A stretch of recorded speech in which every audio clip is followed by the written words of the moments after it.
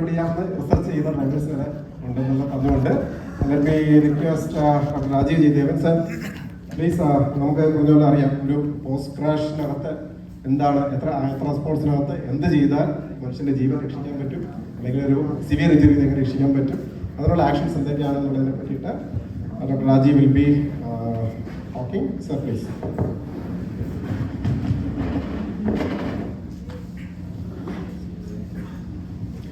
എല്ലാവർക്കും നമസ്കാരം. Natural disaster survival expert, ഇതെല്ലാവർക്കും എല്ലാ സാഹചര്യത്തിലും അറിയേണ്ട 3 കാര്യങ്ങളാണ് ഇവിടെ എഴുതിയിരിക്കുന്നത്. നമ്മൾ ഏതൊരു സിറ്റുവേഷനിൽ ജീവിക്കുന്നുവോ, ജോലി ചെയ്യുന്നുവോ, അല്ലെങ്കിൽ നമ്മൾ അകപ്പെടുന്നുവോ, ആ സാഹചര്യത്തിൽ ഉണ്ടാകാവുന്ന ഭീഷണികളെ പറ്റി മുൻകൂറായി നമ്മൾ അറിഞ്ഞിരിക്കണം. അറിഞ്ഞിരിക്കുക മാത്രമല്ല, ആ ഭീഷണി ഉണ്ടായിക്കഴിഞ്ഞാൽ അതിൽ നിന്ന് രക്ഷപ്പെടാനുള്ള മാർഗങ്ങൾ മുൻകൂറായി അറിഞ്ഞിരിക്കണം. അറിഞ്ഞാൽ മാത്രം പോരാ, അത് ക്ഷണനേരത്തിൽ പ്രാവർത്തികമാക്കുകയും ചെയ്യണം. ഇത് വളരെ വളരെ ഇമ്പോർട്ടൻ്റ് ആണ്. ഞാൻ 2 ഉദാഹരണങ്ങൾ പറയാം. ഒരു വീട്ടമ്മയുടെ കാര്യം എടുക്കുക. ഗ്യാസ് സ്റ്റവിൽ കുക്ക് ചെയ്തുകൊണ്ടിരിക്കുകയാണ്. പെട്ടെന്ന് സാരിക്ക് തീ പിടിക്കുന്നു. ഒറ്റയ്ക്കാണ്. എന്ത് ചെയ്യും? വീട്ടമ്മ അറിഞ്ഞിരിക്കണം എന്ത് ചെയ്യണമെന്ന്. ഉടൻ തന്നെ നിലത്ത് കിടന്ന് ഉരുളണം. സാധാരണ ഇത് അറിഞ്ഞില്ലെങ്കിൽ അവര് അലറി വിളിച്ചുകൊണ്ട് ഓടുകയും ആ സാരിയിൽ തീ കൂടുതൽ പടർന്നു പിടിക്കുകയും ചെയ്യും. സിമ്പിൾ എക്സാമ്പിളാണ്. നമ്മളൊരു സിനിമാ തിയേറ്ററിൽ സിനിമ കാണാൻ പോകുന്നു. ഞാൻ മോളെയും പഠിപ്പിക്കുന്ന കാര്യമാണ്. സിനിമയല്ല പ്രധാനം. അവിടെ തീ പിടിച്ചു കഴിഞ്ഞാൽ, കറണ്ട് പോയി കഴിഞ്ഞാൽ, കണ്ണടച്ചുകൊണ്ട് പുകമറയ്ക്കകത്തുകൂടി എക്സിറ്റ് എങ്ങനെയെന്ന് കണ്ടുപിടിക്കാൻ നമുക്ക് അറിഞ്ഞിരിക്കണം. എക്സിറ്റ് എവിടെ, ഫയർ എക്സിറ്റ് എവിടെയെന്ന് ആദ്യം കണ്ടുപിടിക്കണം. അപ്പോൾ ഇതാണ് സർവൈവലിന്റെ ആദ്യത്തെ പാഠം. ദ ഫസ്റ്റ് ലെസൺ ആണ്. 9/11 വേൾഡ് ട്രേഡ് സെന്ററിൽ 2 പ്ലെയിനുകൾ വന്നിടിക്കുമ്പോൾ ഞാൻ അന്ന് ന്യൂയോർക്കിൽ ഗ്യാസ്ട്രോഎൻട്രോളജി ട്രെയിനിങ് ചെയ്തുകൊണ്ടിരിക്കുകയാണ്, എൻഡോസ്കോപ്പി ചെയ്തുകൊണ്ടിരിക്കുകയാണ്. പ്ലെയിൻ ഇടിക്കുന്നത് എൻ്റെ ആശുപത്രിയിൽ നിന്നും 5 കിലോമീറ്റർ ദൂരെയാണ്.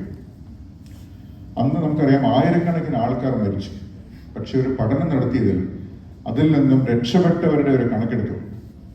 അവർക്ക് ഈ ഒരു അപകടം നടന്നു കഴിഞ്ഞാൽ, അതായത് ഒരു തീപിടുത്തം ഉണ്ടായിക്കഴിഞ്ഞാൽ എന്ത് ചെയ്യണം എന്ന് മുൻകൂറായിട്ട് അവർക്ക് അറിയാമായിരുന്നു. അവർ കാത്തു നിന്നില്ല. പ്ലെയിൻ ഇടിച്ചതും അവർ പുറത്തിറങ്ങി ഓടി. 110 നില ഇറങ്ങാൻ പാടാണ്, ശരിയാണ്. പക്ഷെ ചിലർക്ക് 30 നില ഇറങ്ങിയാൽ മതിയല്ലോ. ഇറങ്ങി ഓടിയവർ രക്ഷപ്പെട്ടു. പക്ഷെ മറ്റു പലരും ആ കൺഫ്യൂഷനിൽ അവരവരുടെ ഇരിപ്പിടങ്ങളിൽ പോയിരുന്ന് ജോലി തുടർന്നു. It was A working day. Can you imagine? അമേരിക്കയിൽ നമ്മൾ വിചാരിക്കുന്ന എല്ലാം അറിയുന്ന, എല്ലാം വിദ്യാസമ്പന്നരായിട്ടുള്ള ആൾക്കാരാണ്. 2 പ്ലെയിനുകൾ നമ്മുടെ ബിൽഡിങ്ങിൽ ഇടിച്ച് അവിടെ കത്തിക്കൊണ്ടിരിക്കുകയാണ്. ഇവര് ദേ sat down and continued with their work. Fire സേഫ്റ്റിയുടെ ABC അറിയാവുന്നവർക്കറിയാം. തീപിടുത്തം ഉണ്ടെങ്കിൽ the first thing run for your life and save others lifes. ഞാൻ ഫയർ സേഫ്റ്റി ചെയ്യുന്ന ആളുകളാണ്. അപ്പൊ ഇതാണ് ഞാൻ പറഞ്ഞത്. ഈ principle including road safety, road ട്രോമയ്ക്ക് ശേഷവും വളരെ ഇമ്പോർട്ടൻ്റ് ആണ്. അപ്പോൾ ഞാൻ ഇതെൻ്റെ ആർട്ടിക്കിൾസ് ആണ്. താല്പര്യമുള്ളവർക്ക് വായിക്കാം. ഇതിൽ ചിലത് സെൽഫ് ഡിഫെൻസ് ഉണ്ട്, ട്രോമയുണ്ട്, അതുപോലെ തന്നെ റോഡ് സേഫ്റ്റി ഉണ്ട്, ഫയർ സേഫ്റ്റി ഉണ്ട്. അങ്ങനെ പല ആർട്ടിക്കിൾസ്. പേര് മാത്രം ഗൂഗിൾ ചെയ്താൽ മതി. ഡോക്ടർ സുധീഷ് കരുണാകരൻ, SUDHISH ആണ്. സുധീഷ് കരുണാകരൻ വിദഗ്ധനായ ന്യൂറോ സർജൻ പറഞ്ഞൊരു കഥയിൽ നിന്ന് ഞാൻ തുടങ്ങാം. കഥയിൽ പ്രൈവസി ഉണ്ട്. പേഷ്യൻസിന്റെ ഇൻഫർമേഷൻ യാതൊരു കാരണവശാലും നമ്മൾ ഷെയർ ചെയ്യാൻ പാടില്ല. അതുകൊണ്ട് കഥയിൽ ചില മാറ്റങ്ങൾ, ആളുടെ പേരിലെല്ലാം ഞാൻ മാറ്റം വരുത്തിയിട്ടുണ്ട്. അനിത ടോം കോളേജ് സ്റ്റുഡൻ്റ് ആണ്. എറണാകുളത്തെ ഒരു കോളേജിന്റെ മുമ്പിലുള്ള റോഡ് ക്രോസ് ചെയ്യുകയായിരുന്നു. ഒരു ബൈക്ക് വന്ന് ഇടിച്ചു, താഴെ വീണു. കൂട്ടുകാർ പൊക്കിയെടുത്ത് കൊണ്ടുപോയി അടുത്തുള്ള ബെഞ്ചിൽ കൊണ്ടുപോയി ഇരുത്തി. ഇടിയുടെ ഒരു ഞെട്ടലിനപ്പുറത്തേക്ക് കൂടുതലൊന്നും വിചാരിച്ചില്ല. പക്ഷേ കുറച്ചു കഴിഞ്ഞപ്പോഴത്തേക്കും അനിതയ്ക്ക് കടുത്ത നടുവേദന ഉണ്ടായി ഈ ഭാഗത്തായിട്ട്. അപ്പോൾ അവർക്ക് മനസ്സിലായി ഇനി കോളേജിലേക്ക് പോകണ്ട, ഹോസ്പിറ്റലിലേക്ക് പോകാന്ന് പറഞ്ഞ് ഓട്ടോറിക്ഷ വിളിച്ചിട്ട് എല്ലാവരും കൂടി കുട്ടിയെ ഓട്ടോറിക്ഷയിൽ ഹോസ്പിറ്റലിൽ കൊണ്ടുപോയി. വേദനയാവുന്നു, ഹോസ്പിറ്റലിൽ കൊണ്ടുപോകുന്നു. ഇതൊക്കെ AI ജനറേറ്റഡ് ആണ്, വ്യക്തിയുടെ ചിത്രമല്ല. നിർഭാഗ്യവശാൽ നട്ടെല്ലിന് ഒടിവ് പറ്റി ഓട്ടോറിക്ഷയിൽ ഇരുന്നുള്ള കുലുക്കവും നമ്മുടെ റോഡുകളിലെ കുഴികളും അതിൻ്റെ സസ്പെൻഷൻ്റെ മികവും എല്ലാം കൂടെ ചേർത്ത് വെച്ചിട്ട് നേരിയ ഫ്രാക്ചർ ആയിരുന്ന സ്പൈൻ കംപ്ലീറ്റ് ഫ്രാക്ചറായി സ്പൈനൽ കോഡ് മുറിഞ്ഞുപോയി. എന്നേക്കുമായി അനിത കിടപ്പിലായി. ഇത് ട്രൂ സ്റ്റോറിയാണ്. ഇങ്ങനെ എത്ര അനിതമാണ്. അപ്പൊ രണ്ട് കാര്യങ്ങൾ ഞാൻ ഇവിടെ പറയാം. ഒന്ന്, നമ്മുടെ ഇപ്പോഴത്തെ യുവജനങ്ങൾക്ക് റോഡിൽ ഇറങ്ങിക്കഴിഞ്ഞാൽ മൊബൈൽ ഫോണിലെ സ്ക്രീനിൽ എന്തെങ്കിലും ചെയ്തുകൊണ്ടിരിക്കുന്ന ഒരു ശീലമുണ്ട്. ദയവ് ചെയ്ത് അത് ഒഴിവാക്കുക. ഞാൻ ആദ്യം പറഞ്ഞില്ലേ, നമ്മൾ ഒരു സാഹചര്യത്തിൽ ചെന്ന് വിട്ട് കഴിഞ്ഞാൽ അവിടെ എന്തെല്ലാം ത്രെറ്റുകൾ ഉണ്ടെന്ന് വേണം നമ്മൾ അറിയാൻ. ആ ത്രെറ്റുകൾ, നമ്മുടെ റോഡുകൾ സുരക്ഷിതമല്ല, ആ ത്രെറ്റുകൾ നമ്മൾ കാണാതിരിക്കാനുള്ള മാർഗമാണ് ഈ മൊബൈൽ ഫോൺ. എൻ്റെ വീടിൻ്റെ മുമ്പിൽ കൂടി പോകുന്ന 99% യുവജനങ്ങളും മൊബൈൽ ഫോണിൽ തുടർച്ചയായിട്ട് ടൈപ്പ് ചെയ്തുകൊണ്ടാണ് പോകുന്നത്. എന്തുകൊണ്ടാണെന്ന് എനിക്ക് മനസ്സിലാകുന്നില്ല, അതിലേക്ക് ഞാൻ കിടക്കുന്നില്ല. ഒരുപക്ഷെ നിങ്ങളുടെ ബോധവൽക്കരണ പ്രോഗ്രാമുകളിൽ ഇത് തീർച്ചയായിട്ടും യുവജനങ്ങളെ പറഞ്ഞ് മനസ്സിലാക്കണം. അപ്പൊ ഇതാണ് അനിതയുടെ അവസ്ഥ. അതെന്തുകൊണ്ടാണ് അങ്ങനെ ഉണ്ടായത്? അൺസേഫ് ആയിട്ടുള്ള ബിഹേവിയർ, അതായത് എന്ത് ചെയ്യണമെന്നറിയാൻ വയ്യാതെ തെറ്റായ രീതിയിൽ ഈ വ്യക്തിയെ കൊണ്ടുപോയതുകൊണ്ടാണ് ഒരുപക്ഷെ ശരിയാക്കാൻ പറ്റാവുന്ന ഒരു കേസ് ഒരു വിധത്തിലും നേരെയാകാത്ത സിറ്റുവേഷനാണ്. ഇനി ഇഞ്ചുറി മാത്രമല്ല, ഈ കാണുന്നത് ഹോസ്പിറ്റൽ ബില്ലാണ്. അനിതയ്ക്ക് ആക്സിഡന്റ് ഇൻഷുറൻസ് ഉണ്ടായിരുന്നില്ല. നമുക്കറിയാം, ആക്സിഡന്റ് ഇൻഷുറൻസ് എടുത്തു കഴിഞ്ഞാൽ 10 ലക്ഷം വരെയൊക്കെ വളരെ നിസ്സാരമായിട്ടുള്ള കവറേജിൽ നമുക്ക് വാങ്ങിക്കാവുന്നതാണ്. യുവജനങ്ങൾ ആക്സിഡന്റ് ഇൻഷുറൻസ് എടുത്തിരിക്കണം. 500 രൂപ 400 രൂപയുള്ള ഒരു വർഷം. It's not much.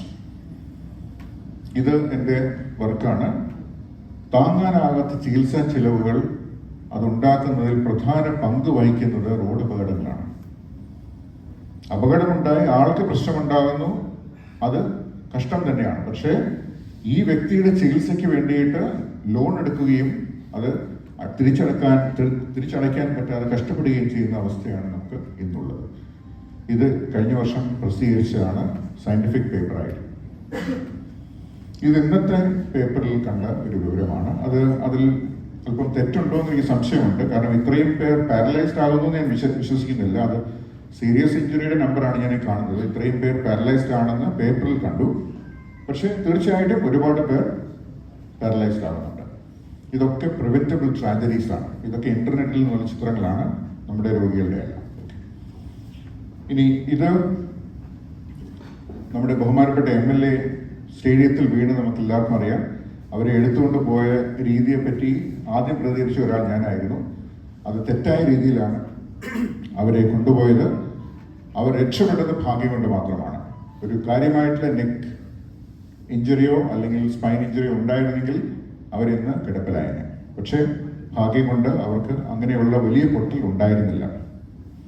Golden hour നമുക്ക് എല്ലാവർക്കും അറിയാം, അത് ഇവിടെ പറയേണ്ട കാര്യമില്ല. ഗോൾഡൻ അവറിൽ ചെയ്യേണ്ട പല കാര്യങ്ങളുമുണ്ട്. ഒന്ന്, ഈ എത്രയും പെട്ടെന്ന് അതിന് സജ്ജമായിട്ടുള്ള ഒരു ആശുപത്രിയിൽ എത്തിക്കുക എന്നുള്ളതാണ് വേണ്ടത്. കാരണം എല്ലാ ഹോസ്പിറ്റലിലും ഒരു ട്രോമ സെന്റർ ഉണ്ടാകണമെന്നില്ല. ഫസ്റ്റ് എയ്ഡ് മാത്രം പോരാ. ട്രോമ എന്ന് പറഞ്ഞു കഴിഞ്ഞാൽ എല്ലാ സജ്ജീകരണങ്ങളുള്ള കാർഡിയോതൊറാസിക്, അതുപോലെ ചിലപ്പോൾ ചെസ്റ്റിനകത്ത് ഇഞ്ചുറി ഉണ്ടായിരുന്നിരിക്കാം. പുറത്ത് ചിലപ്പോൾ മുറിവില്ലെങ്കിൽ പോലും ഉള്ളിൽ മുറിവുണ്ടാകാൻ ചാൻസ് ഉണ്ട്. അതുപോലെ തന്നെ ക്ലോസ്ഡ് ബ്രെയിൻ ഇഞ്ചുറി, നമുക്ക് തലയുടെ പുറത്ത് പൊട്ടലൊന്നും ഇല്ലെങ്കിലും ചിലപ്പോൾ ഉള്ളിൽ ഇഞ്ചുറി ഉണ്ടാകുന്നിരിക്കാം. അതിന് ICU കെയർ, ന്യൂറോ സർജറി ഇതൊക്കെ വേണ്ടി വന്നിരിക്കാം. അതുകൊണ്ട് ബാഹ്യമായിട്ടുള്ള ഇഞ്ചുറി മാത്രമല്ല എന്നുള്ളത് അടിവരയിട്ട് പറയുന്നു. ഇത് ഒരാളെ നമ്മൾ പരിചരിക്കുമ്പോൾ, റോഡിൽ പെട്ടെന്ന് നമ്മൾ ആദ്യമാണ് ഫസ്റ്റ് റെസ്പോണ്ടർ ആണ് ചെന്ന് പരിചരിക്കുമ്പോൾ, നമുക്കറിയാം ഒരാള് ശ്വസിക്കാൻ നമ്മുടെ ശ്വാസം 3 മിനിറ്റ് നിന്ന് പോയി കഴിഞ്ഞാൽ നമ്മൾ മരണപ്പെടുകയാണ്.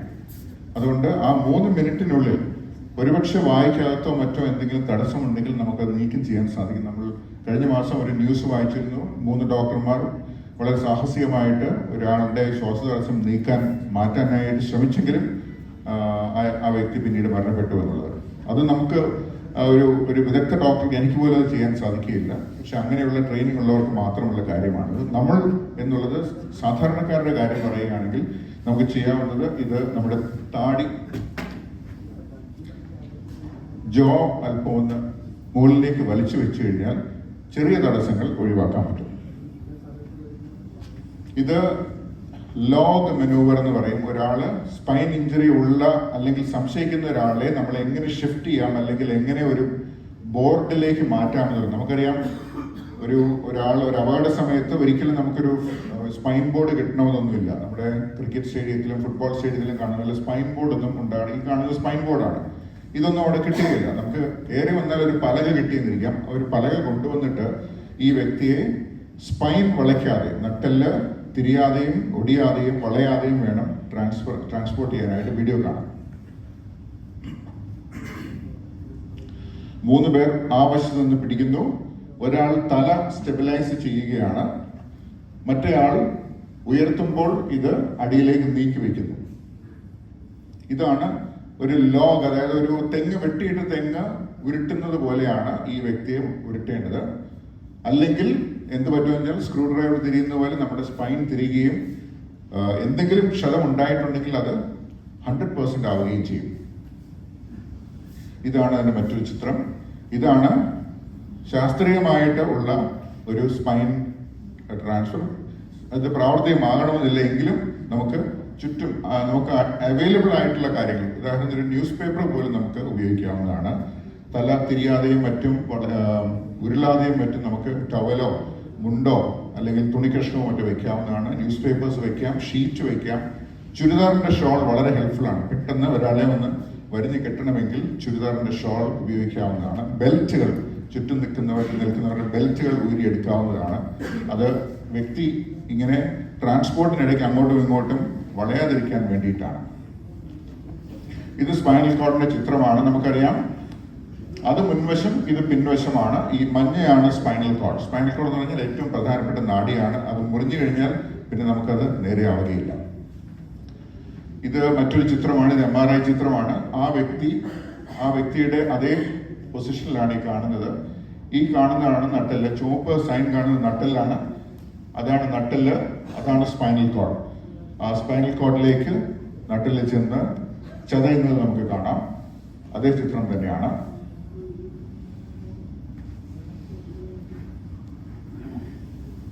ഇനി റോഡിൽ ഒരാളെ സഹായിക്കണമെങ്കിൽ നമ്മൾ മിക്കവാറും വാഹനത്തിലായിരിക്കും. നമ്മുടെ വാഹനത്തിലും ഒരു ഫസ്റ്റ് എയ്ഡ് കിറ്റ് ഉള്ളതെല്ലാം കൊണ്ടും നല്ലതാണ്. അത് ഗൂഗിൾ ചെയ്യാവുന്നതാണ്. നമുക്ക് ആമസോണിൽ ഫസ്റ്റ് എയ്ഡ് കിറ്റുകൾ റെഡിമെയ്ഡ് ആയിട്ട് വാങ്ങിക്കാവുന്നതാണ്. Get one and put it in your vehicle, whatever it is. അതിനകത്ത് സാധാരണ ഒരു കത്രിക എങ്ങനെയായാലും വേണം. കത്രിക ഇസ് മോസ്റ്റ് ഇമ്പോർട്ടൻറ്റ്. ബാക്കിയെല്ലാം നമുക്ക് അഡ്ജസ്റ്റ് ചെയ്യും. പക്ഷെ കത്രിക വളരെ ഇമ്പോർട്ടൻ്റ് ആണ്. കാരണം പല ആവശ്യങ്ങളുണ്ടാവും കത്രികയിൽ. കത്രിക വേണം. അതുപോലെ തന്നെ ഇലാസ്റ്റിക് ബാൻഡേജ് വേണം. അത് പലതരത്തിലുള്ള ബാൻഡേഡുകൾ, ഗ്ലൗവുകൾ വേണം. കാരണം ഒരാളുടെ രക്തം നമ്മുടെ കയ്യിലായി കഴിഞ്ഞാൽ ആ വ്യക്തിക്ക് രോഗമുണ്ടെങ്കിൽ നമുക്ക് രോഗം പകരാനുള്ള സാധ്യതയുണ്ട്. Always use gloves. അതുപോലെ ഞാനതിൽ ആഡ് ചെയ്യുന്നത് കുറേ ന്യൂസ് പേപ്പർ, എൻ്റെ കാലം എപ്പോഴും നിറയെ ന്യൂസ് പേപ്പേഴ്സ് ഉണ്ടാവും. അതുപോലെ തന്നെ ഒരു പ്ലാസ്റ്റിക് ടേബിൾ ക്ലോത്ത്, ബ്രോഡ്വേയിലും മറ്റും നമുക്ക് 100-150 രൂപയിൽ പ്ലാസ്റ്റിക് ടേബിൾ ക്ലോത്ത് ഉണ്ടെങ്കിൽ കാലിൽ സൂക്ഷിക്കുന്നത് നല്ലതാണ്. കാരണം സീറ്റിലും മറ്റും രക്തം പുരളാതെ ഒരാളെ കൊണ്ടുപോകാൻ നമുക്ക് സാധിക്കും. ഏറ്റവും പ്രധാനപ്പെട്ട സംഗതിയാണ് എൻ്റെ വാഹനത്തിൽ ഞാൻ സൂക്ഷിച്ചിരിക്കുന്ന ഒരു സംഗതിയാണിത്, ഹാമർ. ഇതേപ്പറ്റി ഒരുപാട് പറയാനുണ്ട്. ഒരുപാട് ഡിസ്കഷൻസ് സോഷ്യൽ മീഡിയയിൽ നടക്കാറുണ്ട്. Are we on time? Done? ഇത് 400 രൂപയ്ക്ക് നമുക്ക് ആമസോണിൽ നിന്ന് വാങ്ങിക്കാവുന്നതാണ്. അതിനേക്കാൾ കുറച്ചുകൂടെ നല്ല ക്വാളിറ്റി 600-700 രൂപീസിന് കിട്ടും. കാരണം നമ്മൾ കാറിനകത്ത് ട്രാപ്ഡ് ആയി കഴിഞ്ഞാൽ ഒരു വിധത്തിലും എത്ര ബലവാനാണെങ്കിലും ഹെഡ് റെസ്റ്റ് ഇടിച്ചാൽ പോലും നമുക്ക് പൊട്ടിക്കാൻ സാധിക്കില്ല. You need A hammer. അതുകൊണ്ട് ദയവായി ഹാമർ ഉപയോഗിക്കുക. റൂൾ ഓഫ് ത്രീസ്, അതായത് ഒരാൾ എത്ര സമയം ജീവനോടെ ഇരിക്കുമെന്നുള്ളതാണ് റൂൾ ഓഫ് ത്രീസ്. ശ്വാസം 3 മിനിറ്റ്. 3 മിനിറ്റ് ശ്വാസം നിലച്ചു കഴിഞ്ഞാൽ മരണം. ഹാർഷ് വെതർ, മഞ്ഞു മൂടി കിടക്കുന്ന സ്ഥലം അല്ലെങ്കിൽ മരുഭൂമി, ചൂടുള്ള സ്ഥലം, അങ്ങനെയുള്ള ഹാർഷ് കണ്ടീഷനിൽ, എവറസ്റ്റിന്റെ അടുത്ത് ഹാർഷ് കണ്ടീഷൻസിൽ നമ്മൾ പ്രൊട്ടക്ഷൻ ഇല്ലാതെ ചെന്ന് കഴിഞ്ഞാൽ 3 മണിക്കൂർ. വെള്ളമില്ലാതെ 3 ദിവസം. ഭക്ഷണമില്ലാതെ 3 ആഴ്ച. മഹാത്മാഗാന്ധി 21 ദിവസം വരെ ഫാസ്റ്റ് ചെയ്യുമെന്ന് പറയപ്പെടുന്നത്. അതാണ് ഡോക്യുമെന്റഡ് കേസ്. അദ്ദേഹം ജീവനോടെയാണ് അതിൽ നിന്നും പുറത്തു വന്നത്. അതുകൊണ്ട് 3 ആഴ്ചയാണ് ഭക്ഷണം കഴിക്കാതെ നമുക്ക് സർവൈവ് ചെയ്യാനുള്ള കാര്യം. അതാണ് റൂൾ ഓഫ് ത്രീസ്. അതുകൊണ്ട് പ്രധാനപ്പെട്ട സന്ദേശങ്ങൾ ഒരിക്കൽ കൂടി, ഇത് എല്ലാം പറഞ്ഞാലും ഒരു കാര്യം ഓർക്കുക, ഒരാളുടെ നട്ടെല്ല് അകാരണമായിട്ട് വളയാൻ ഇടവരുത്തരുത്. സഹായിക്കുന്ന സമയത്ത് കീപ് ദ സ്പൈൻ സ്ട്രെയിറ്റ്. അപ്പോൾ എൻ്റെ മൊത്തം ടോക്ക് ഒറ്റ സെൻറ്റൻസിൽ, please keep the spine straight until the patient reaches hospital. ഇത് മാത്രം. Thank U.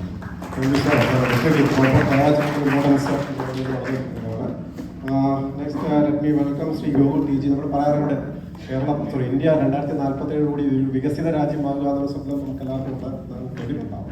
നമ്മുടെ ഒരു ബൊഗോട്ടയുടെ ഒരു മേയർ കൊണ്ട് പറഞ്ഞിട്ടുണ്ട്, അത് അറിയുമെന്നറിയില്ല. Developed country is not the one wear